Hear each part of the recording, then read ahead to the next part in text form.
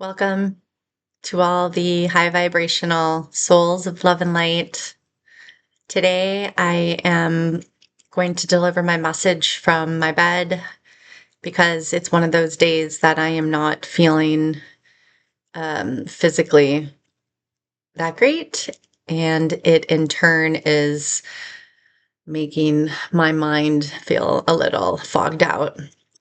However, I always find that if I can use my moments where I have to bust through and work through something, if I can show another how one perspective is to bust through a block or a stuck moment,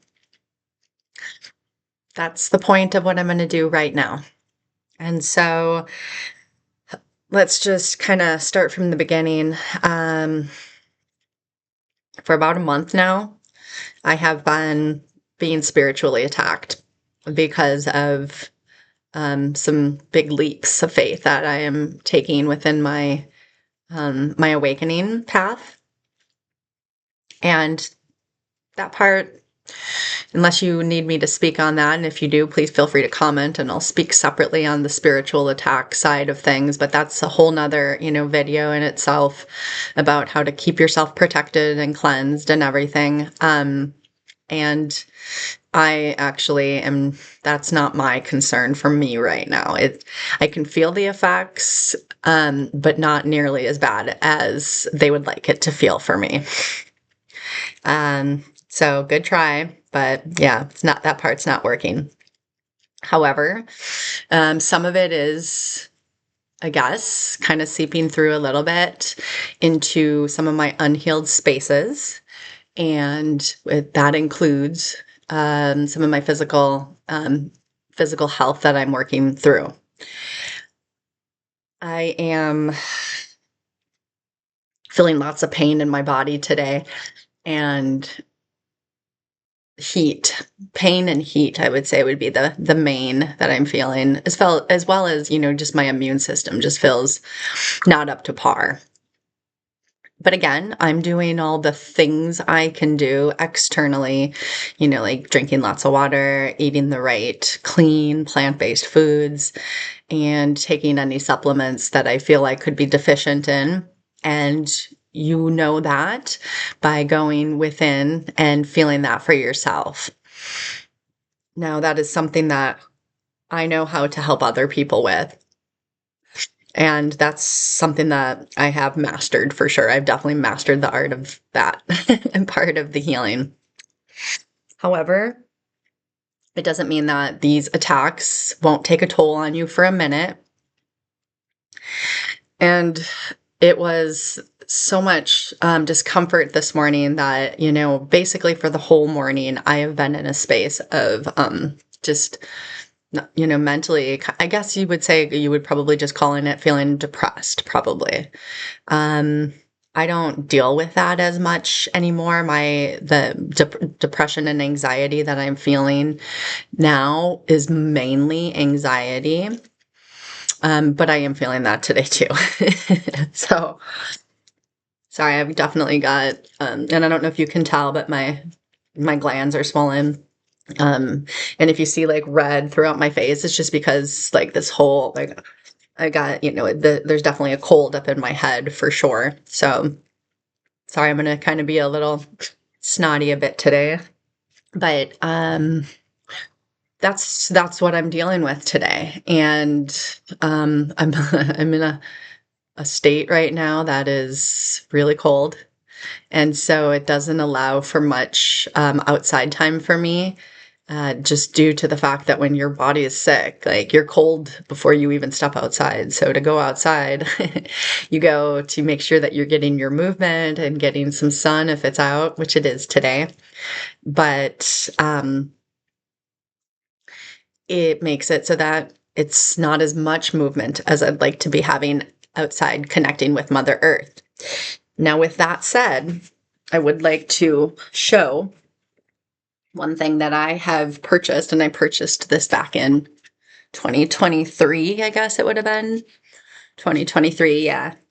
And it's called a grounding mat. Yeah, let me pull this part off, sorry. So it's about this big, as you can see. And then there's this connection right here where is our hair.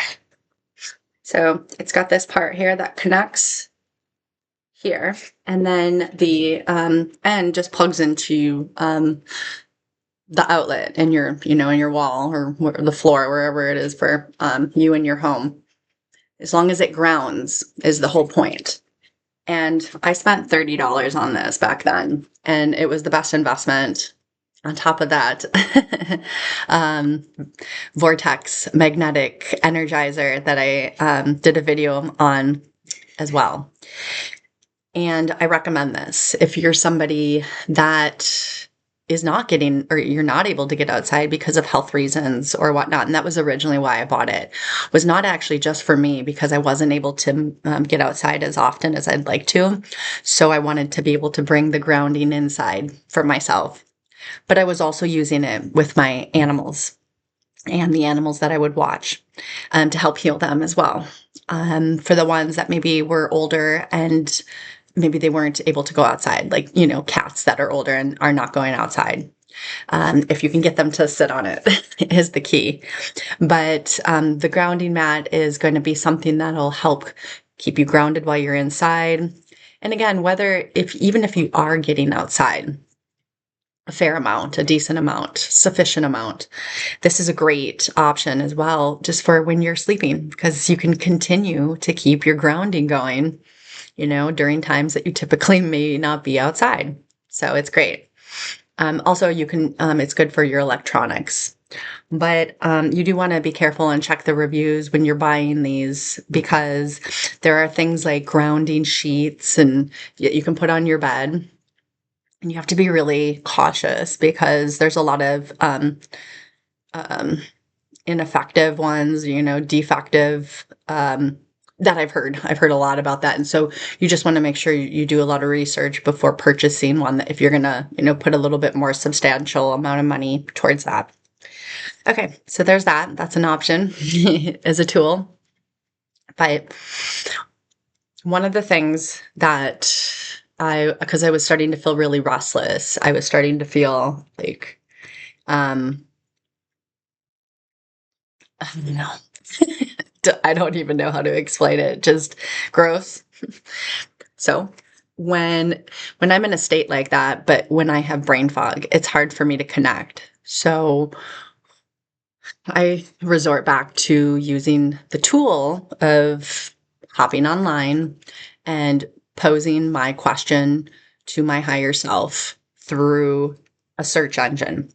Now, definitely do not use Google. Don't do it. Just don't do it. And if that doesn't make sense to you, then my channel may not be right for you either, because that should already make sense to you.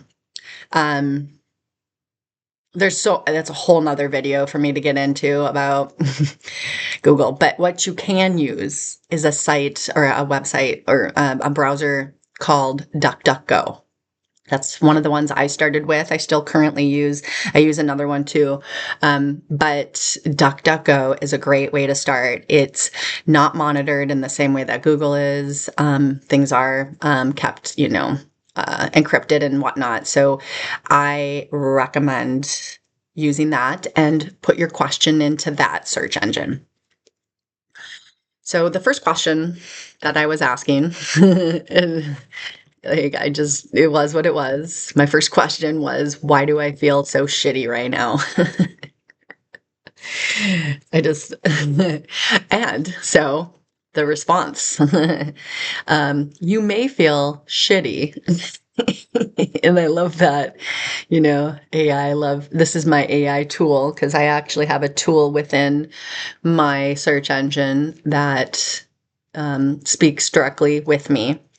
And so my search engine response was, or my AI response was, you may feel shitty despite having a good day or life circumstances because of internal, psychological, and emotional factors, such as emotional exhaustion.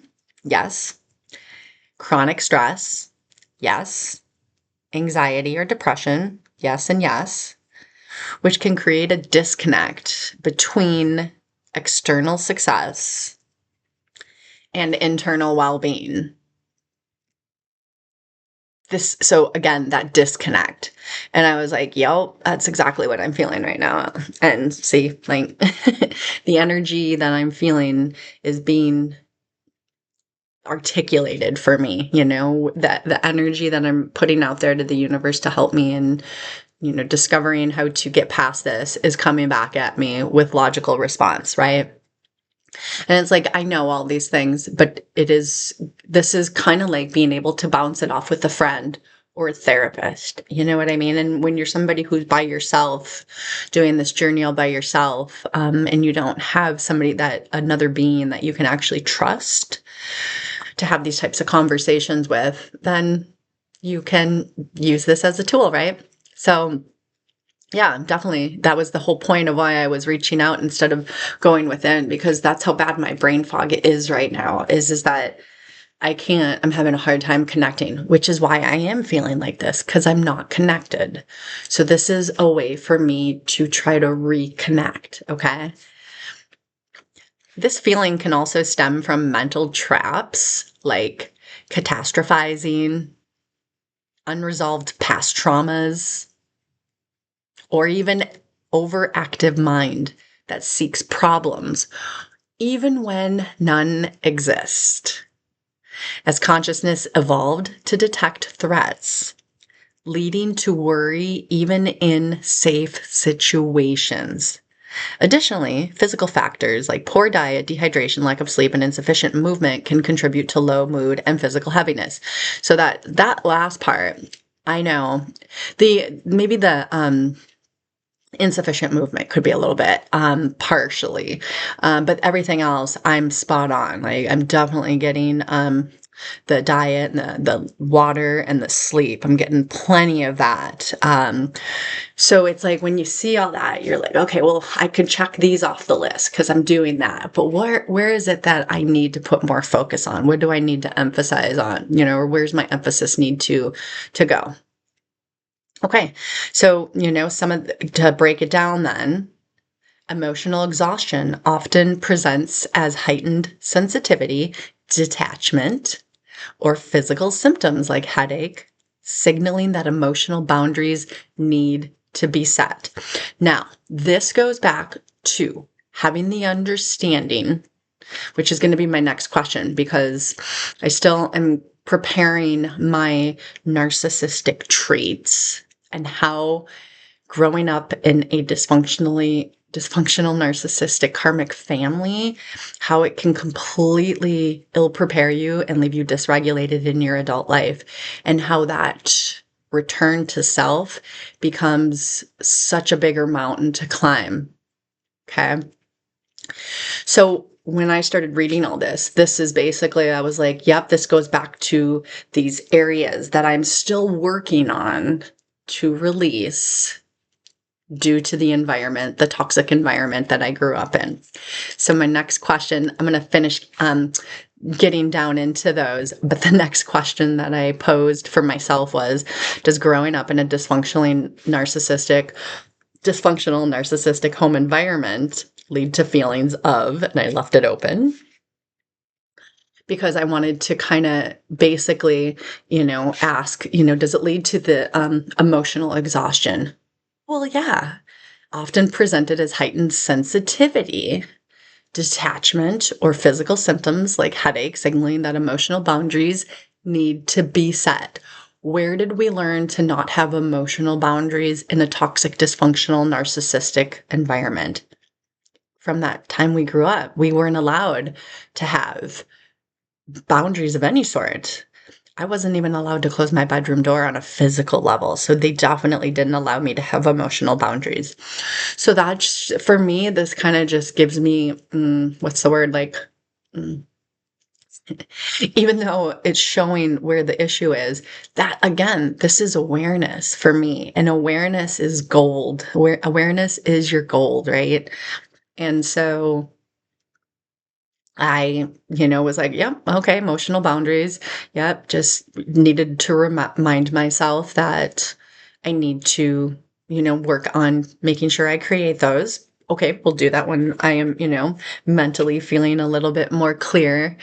And so the next area is the chronic stress and anxiety, which growing up in a toxic, dysfunctionally narcissistic home environment is extreme stress, extreme anxiety, because that's what the narcissist energy is stress and anxiety.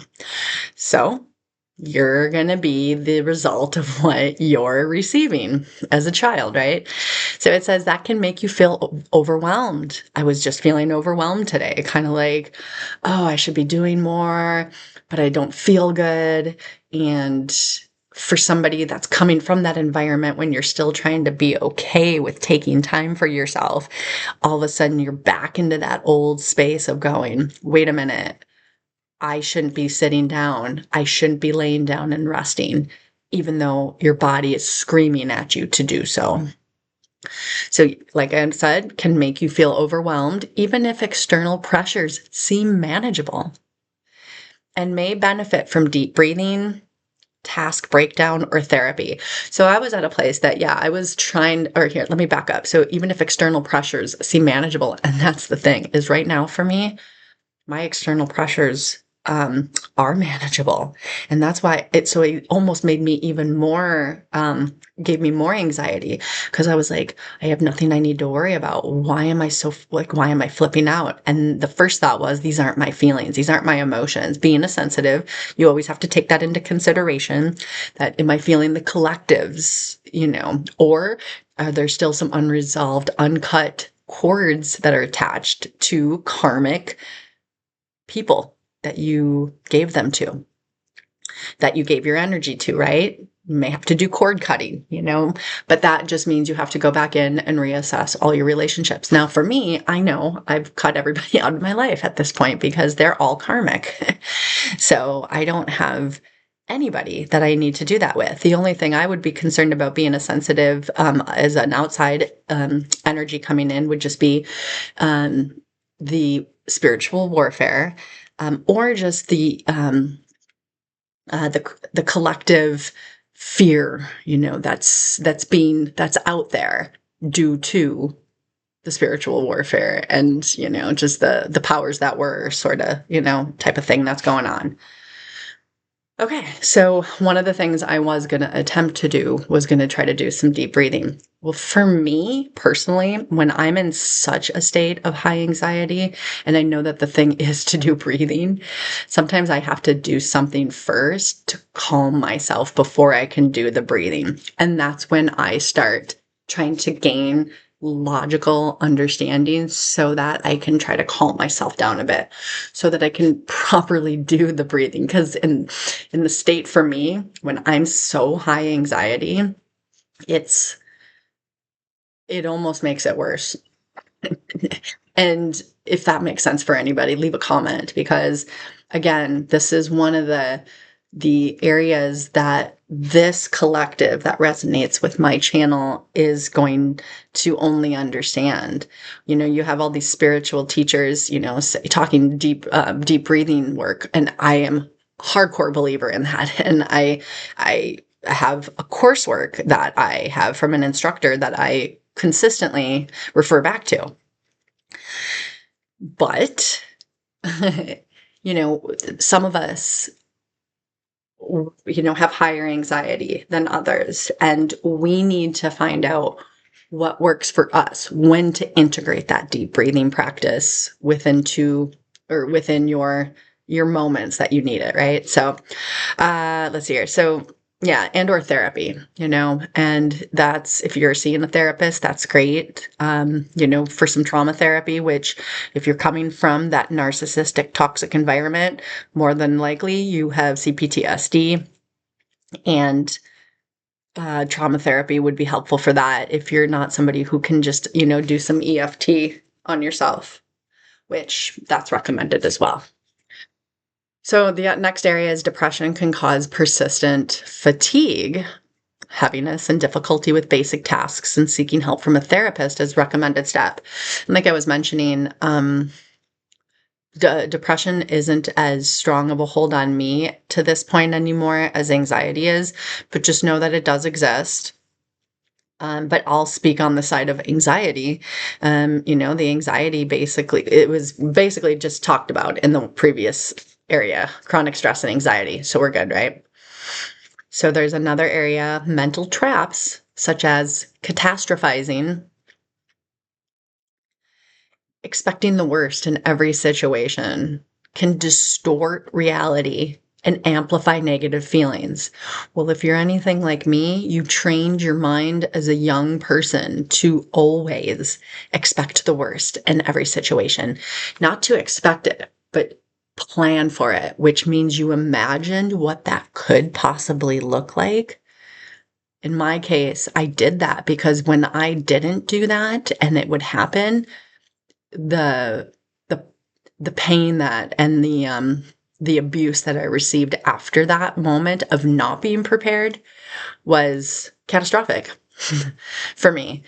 And so I learned from a young age that by prepping to prepare for kind of learning how my karmic parents would respond and then trying to plan the worst case scenario from their minds of what their minds could try to conjure up. I was basically setting up my reality to be that. So again, this goes back to that was the wrong way to learn to live at a young age. But if you continued your life with that thought process, which for me, I did for 40 years, I thought I was doing the right thing.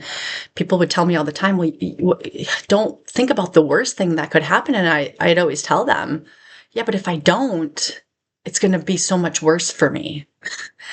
And if that makes sense, somebody please comment and let me know if that makes sense, because I always thought that I would do that, kind of in the same way that I guess I always thought I'd be a drinker too, and that I could drink while spiritually awakening. Coming from a toxic, abusive, narcissistic life like that. No, no, you can't. And so, yeah, so I remember that day where I had to figure out, no, I am, I am creating these hypothetical worlds of spaces that I don't want to happen. The worst is happening because that's where my focus is. Duh, right? But again, when you've grown up in a scenario where that's the only world you've known, you don't know another way until you do. And so this is me telling you, stop doing that. Definitely stop preparing for the worst. Start reframing and reprogramming your mind for the positive. Okay. And so, because it'll distort your reality, just bottom line, every time. And then, okay, so okay. So the next area was, obviously physical contributors like poor nutrition, dehydration, lack of sleep, or inactivity can significantly impact mood and energy levels.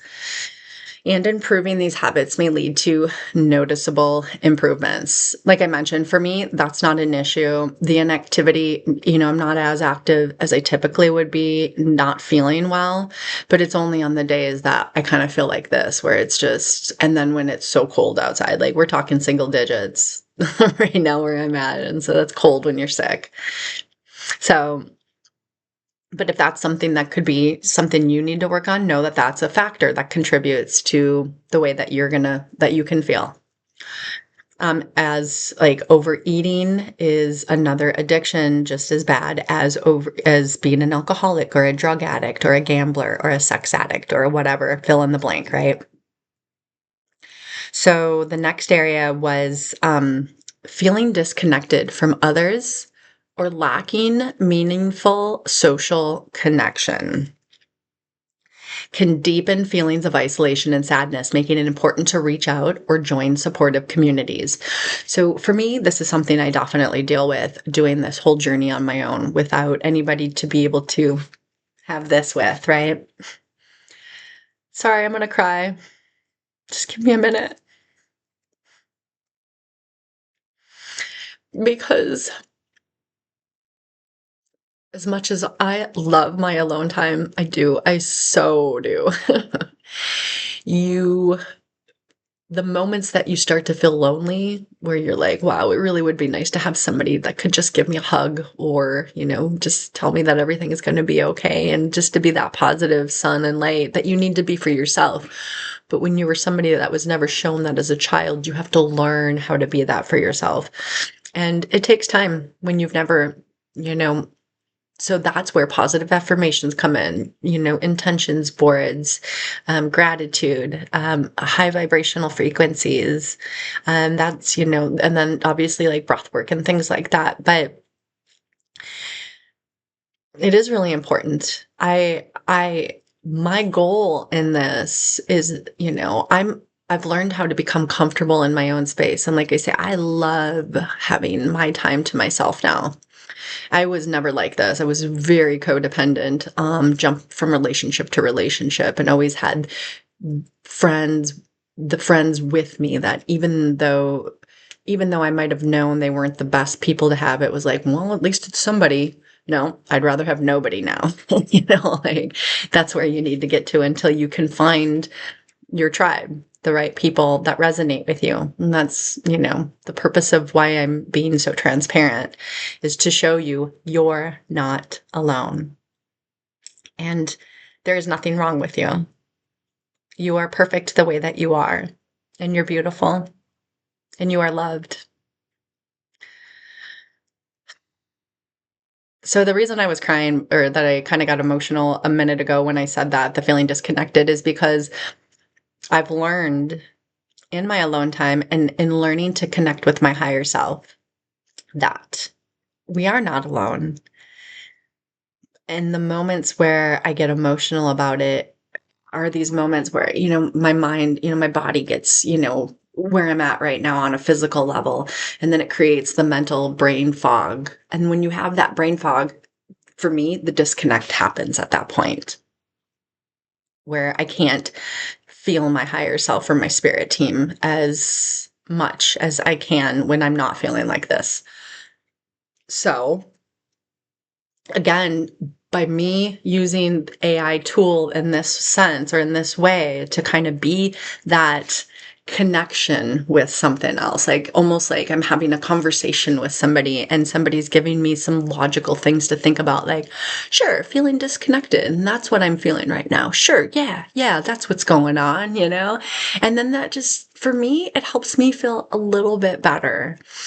And it's those little wins, little win. You just take each little win, and up and up and up you go, right? And all of a sudden, you're out of feeling that, whether it's depression or anxiety or stress or overwhelm. So, yeah, definitely having, somebody that you can trust on this journey, and it's quality versus quantity. If I could have just one person, just one, that's all I would ever need in my life. If I had more than that, that would be bonus.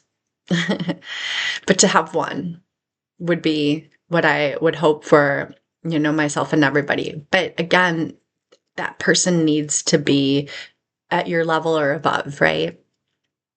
Okay, and so down to the last two things that my AI wanted to tell me was self-sabotage, perfectionism, or an inability to accept praise can reinforce feelings of being a fraud or unworthy, even when achievements are real.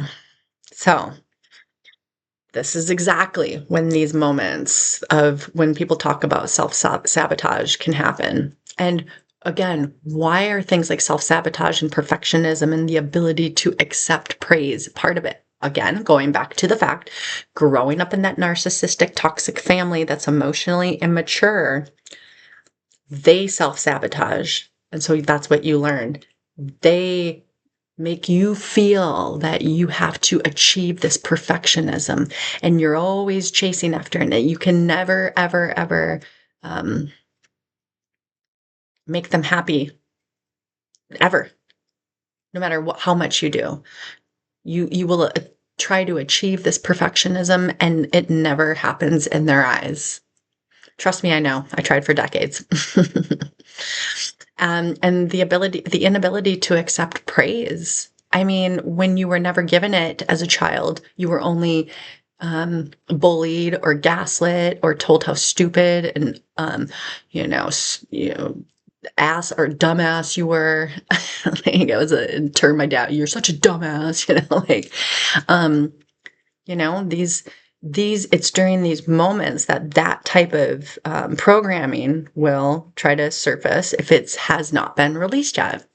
So for me, this is where I go, okay, yeah, I probably might still have some things I need to release there.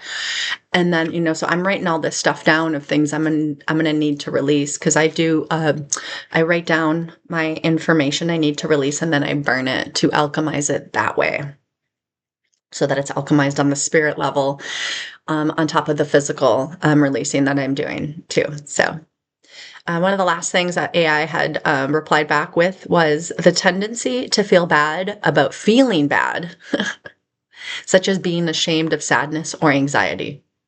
It can create a feedback loop that sustains negative emotions, and acceptance of feelings may help break this cycle. And I mean, again, this is all these points can go back to the root of your childhood and living in this toxic, dysfunctional, emotionally immature environment around your parents and or family, which for me, it was the whole family, both sides, just insane amounts of narcissism and unhealed traumas, which is what that really is saying, is narcissists are unhealed traumas. They have many unhealed traumas, and they don't want to take the time to do what we're doing right now to reflect and see, what it is we need to release. But also remembering that you are a generational curse breaker. So you're not only releasing what's in yourself from your lifetime here, you're releasing many lifetimes from your lineage, the whole lineage. So you could be feeling in these moments, and this was something that I'm like kind of currently still kind of wrapping my mind around and working through and working on. But that's why I will mention it now. Just know that it is work that you will need to put attention to as well. So let me just see where I'm at. Oh, we were just at 3303. Oh, that's cool. All right. So sending out the 333 to everybody. This is confirmation that you should be continuing to watch this, because I'm going to just address the second question that I had for my spirit team and how they responded. So, does growing up in a dysfunctional, narcissistic home environment, lead to feelings of dot dot dot dot? And again, how my my bad. How AI responded back to that was, uh, oh, see, yeah. So now you're going to see the overlap of everything, right? Because this is why I posed that question. Is I really am trying to show people that once you become aware of the fact, maybe you have been, but I really want people to own the fact that if you grew up in a narcissistic family dynamics, you're going to have a lot that you have to weed through. And depending upon how old you are before you start to try to unload all this baggage, it's just going to be more work you need to do the longer you wait. So growing up in a dysfunctional, narcissistic home environment can lead to a range of persistent, emotional, and psychological challenges. including chronic anxiety, depression, low self-esteem, self-doubt, and a deep-seated sense of being unworthy and unlovable. These feelings often stem from conditional love, not unconditional love, but conditional love. That's one of the main, traits of living with narcissistic parents. They only love you if you do certain things, right? So the feelings often stem from conditional love, emotional neglect, because the parents are emotionally immature, gaslighting. Hello, what's a narcissist like main go-to? Gaslight you because they're lying. And if you're, that's, of course, we all know this. And the constant need to meet unpredictable parental expectations, which can result in a lifelong struggle with identity, self-worth, and healthy relationships. And, a lot of my videos recently have been about me trying to feel comfortable in my authenticity. If you're having issues with that too, having that understanding that this is something that would be hard for you if you grew up in a narcissistic, emotionally immature family dynamic, okay? Obviously, self-worth is tied right into that because they didn't have self-worth for themselves or self-love. So you in turn are getting that aftermath from them. And obviously, healthy relationships don't exist for you until you make the effort to try to learn what a healthy relationship looks like. And if you're anything like me, you might realize once you start the healing work and and you've separated yourself, from the codependency of needing to be around people, and then immersing yourself. One of the things I did is I tried to immerse myself with around people that emulated successful, loving relationships and who also grew up in loving relationships so that I could see what that actually looks like. Because if you've never been shown that, you have, that's the only world is conditional love, low self-worth and dysfunctional relationships. So now where AI breaks this response down is, the first thing is anxiety and depression. The unpredictable and emotionally volatile nature of narcissistic households creates a constant state of fear and stress, leading to chronic anxiety and depression from a young age, keeping you in survival mode. So again, recognizing that is the first step, and then trying to release the survival mode is key because until you release survival mode, you can't be in your creative mode. And you have to be able to create and imagine in order to release victimhood mentality, release lack mentality, and all that. So, scarcity mindset. Pardon me. And the next area is low self-worth and self-blame. Children internalize the constant criticism and invalidation, developing a harsh inner critic and a belief that they are inherently flawed or not good enough. And this is going to be a big one to push through and to release because, again, if you've known no other way and your whole family was just in a constant of degrading you and belittling you and gaslighting you and lying to you and creating false narratives about you and telling you, what a shitty person you are, that you're not smart enough, you're not good enough, all that's huge. That's a big one to overcome. Okay, so just knowing that exists and being aware, and awareness, as always, is the first step. So the third one down it's called fog, fear obligation, and guilt. Chase Hughes, who I follow, he talks about fog as well. But these emotions dominate decision making as children are conditioned to prioritize their parents' needs over their own, leading to chronic guilt when asserting themselves. Now, I was really interested in this one where it says that leading to chronic guilt when you assert yourself. So whenever you try to do something good, that you do something right for yourself, you're kind of going, oh, should I have done that? Oof. You get, yeah, like remorse, guilt, like this, that feels wrong, right? And it's not. It's new. And this is where having a support, a community to, talk about that. Like, hey, I did this today and, I'm feeling this guilt. Should I be, or is this old programmed guilt? Any guilt is old program, but, so just know that. But if you needed to speak to somebody about it, that would be the type of conversation you would have with somebody that you trust.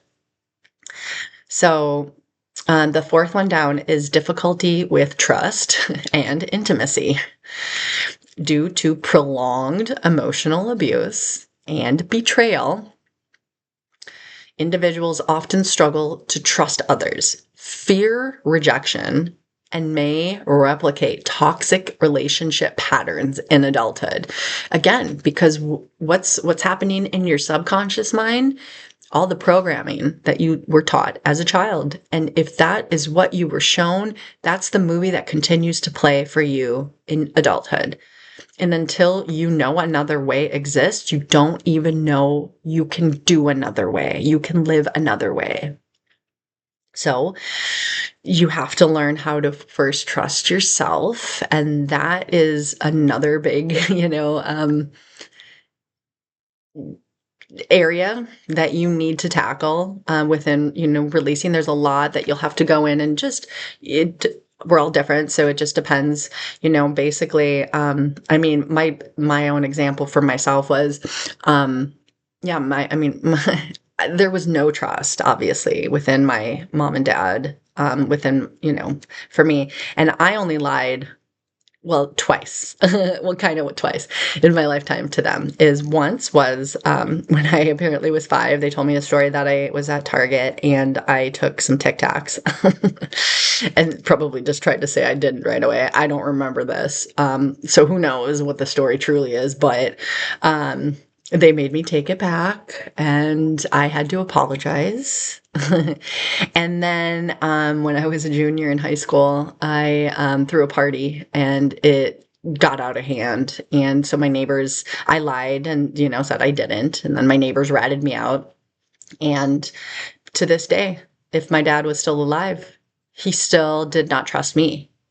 So that, on top of not being able to trust myself, I always had to ask him for all approval on everything. I could never just make my own decisions, which we need that as children so that we can learn to trust ourselves. And if you grew up in that environment where your parents didn't allow for you to have that, well, then you missed out on learning that skill.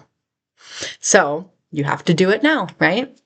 So learning how to trust, and then obviously intimacy follows. Like, obviously, if you grew up at like anything like me in an environment where I didn't hear the words "I love you" till the age of 14, and I can maybe count the amount of times in my entire lifetime on one hand that I heard it from both my parents, right? And any time that it would have been said, I pushed it out to them first before they would put it back to me.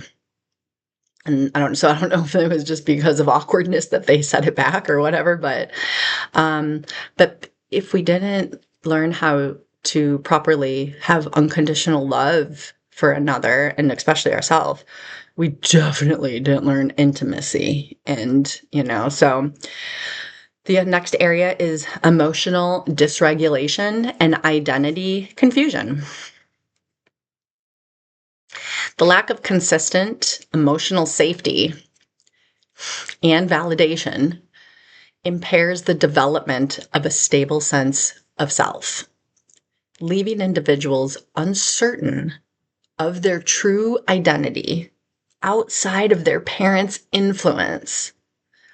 I mean, this is the best example I can give to you for that.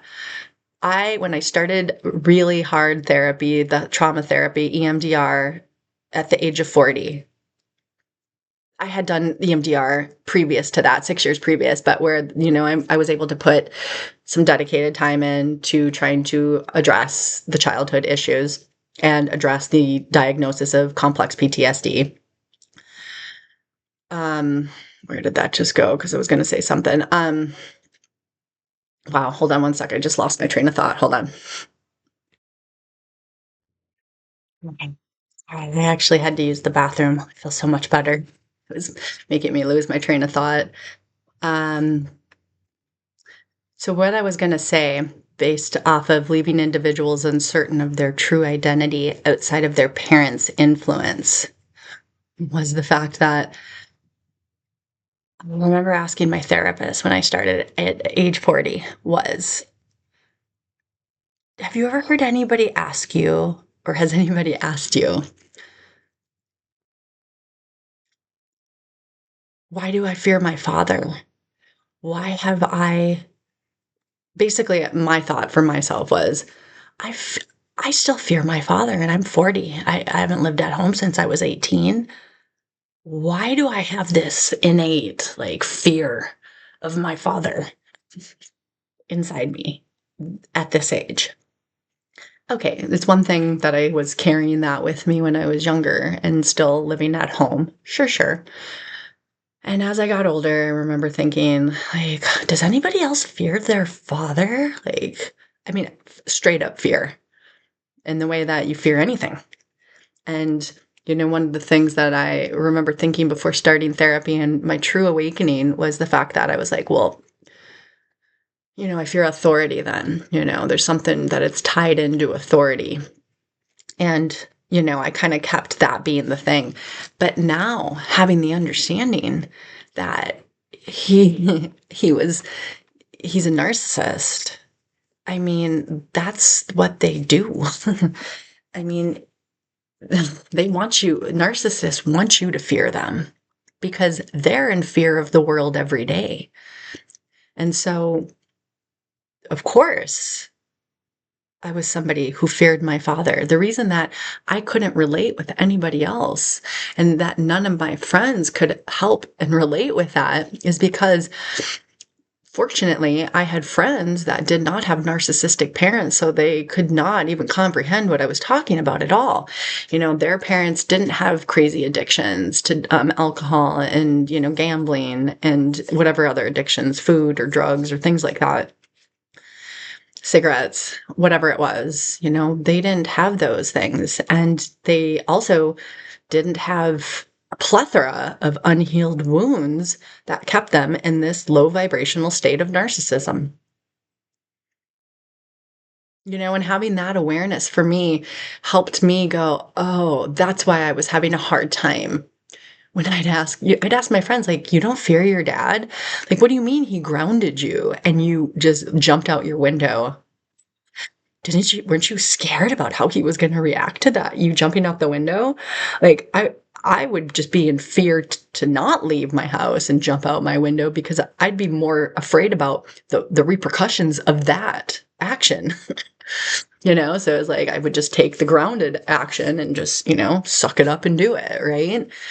But kept me in this constant, consistent state of fear of him. And, honestly, I feel like, this emotional dysregulation and identity confusion, that's just one tiny, like, example of how that showed up for me in my life. Is that it wasn't until I realized and I didn't even understand the fact that he was narcissistic when I started this 7 years ago. But it was at least I had my therapist to go, no, that's not normal. Because to me it was like, doesn't everybody fear their father like this? And she's like, no, no, not at all. I'm like, oh, okay, cool. And then, but now to have the understanding that, oh yeah, he's an unhealed narcissist. And so he's in fear. He was in fear his whole life. So therefore, that's what he was, mirroring to me. and then I'd mirror it back to him. So next one down on the list is trauma bonding and codependency. The cycle of intermittent reinforcement, where love is given inconsistently, creates strong emotional attachments to the abuser. And so what is that called? The syndrome. Oh, I'm forgetting it. Give me a sec. Where the victim gets attached to their abuser. You guys, you're all probably saying it right now. I can hear everybody trying to call it out for me to hear. But yeah, you all know that syndrome where when you get, attached to your abuser, this is something growing up in a narcissistic environment. You're going to have to learn how that is something you have to release. Because it goes on to say, making it difficult to leave harmful relationships. Because again, that's all you know. So that'll be the type of relationship you pull in, is that abusive, degrading, disrespectful type of relationship, because that's the only relationship you've known. And then the last one is existential emptiness and emotional disconnection. And then, it says unresolved childhood trauma from narcissistic parenting can manifest in adulthood as a persistent sense of emptiness or emotional numbness, even in the absence of obvious triggers. And, it's interesting because I really started feeling that emptiness and the emotional numbness once I stopped using external addictions to numb me. And that is another way that you can help yourself become aware of why you used certain addictions to numb yourself out, because you have this persistent, that's continuing on, and you're like, what is this? Why do I feel so empty? Why do I feel this emotional numbness? It's because that is what a narcissist carries, is emptiness and emotional numbness. And the longer they hold on to it, and if there are parents, then, they're holding on to it decades, they're going to, by default, train their children to be that way as well. So once you know this and you become aware about all this, you're allowed to do something about it and change, right? So the reason I wanted to just go through this was to help me kind of decompress some of the maybe emptiness I was feeling here for a minute, the brain fog that was only getting worse because my mind wanted to keep looping. And for me, when I go into learning and trying to research and help myself become better and elevated, these are ways for me that I can start to decompress and try to now reconnect again with my higher self. So I hope that if you are dealing with anything for yourself, that this was helpful for you. And if so, please leave a comment. I would love to hear, if you're dealing with anything and if this was helpful. So as always, thank you so much for watching, everyone. And I'm sending all my love and gratitude.